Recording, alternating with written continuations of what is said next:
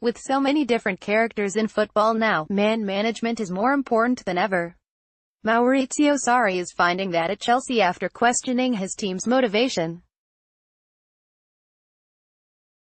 Maurizio Sarri is learning that man management is just as, if not more, important than tactics. Sir Alex Ferguson was the best at it, firing up and motivating all sorts of different characters, while at Manchester United, Ole Gunnar Solskjaer has breathed life back into the whole club after the storm clouds had gathered under Jose Mourinho.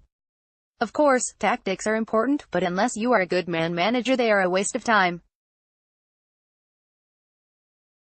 Sir Alex Ferguson was the best at it, and Solskjaer's decision to involve him around the club again can only be a positive. And I know full well just how big a part Ferguson's man management can play in your career. Danny Higginbotham, left, worked under Fergie after coming through the youth academy at Manchester United back in 1999. I was on loan at Royal Antwerp from Manchester United and we had a playoff game against Le Louvière for promotion to Belgium's first division. It was 0-0 with 5 minutes to go and their player went through one-on-one and scored. The referee played on even though it was miles offside. We lost 1-0, and it all kicked off after. It was absolute chaos in the tunnel. There was fighting going on everywhere, with a guy taking photos only of our players.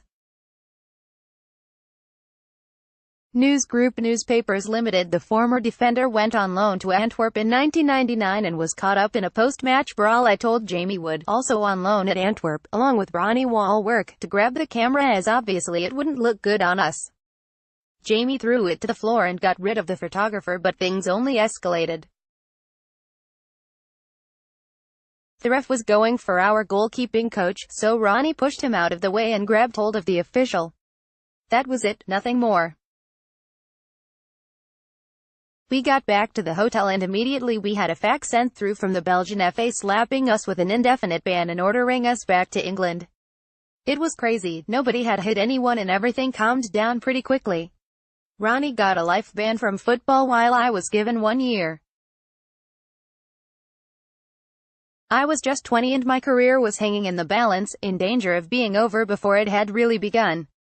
But then Ferguson got involved. Bearing in mind he had just won the treble and was preparing for the next season, he flew out to Belgium with us for our appeal. The referee said Ronnie had grabbed him by the scruff of the neck and that I had headbutted him. He was a FIFA-listed ref, whose word was trusted, and it was soul-destroying. Ferguson went above and beyond the call of duty to take care of his players. Ferguson pulled us into his office when we got back, and told us not to worry, that he believed us, and that the club would look after us both. He offered us both 4-year contracts, which we signed immediately. And within months our bans were lifted after the ref involved was proved to have lied after another bizarre incident in Belgium a few months later. Ferguson really did not need to do what he did, going out of his way to help us. I was just a snotty-nosed kid who had made one substitute appearance for the first team. But for him to take that time out to help is one of the nicest and more sincere things anyone has ever done for me.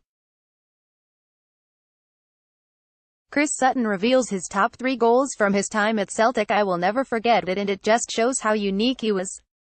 He was the best manager at the best club in Europe, and it was his man management that set him apart. Only last year I bumped into him on a train.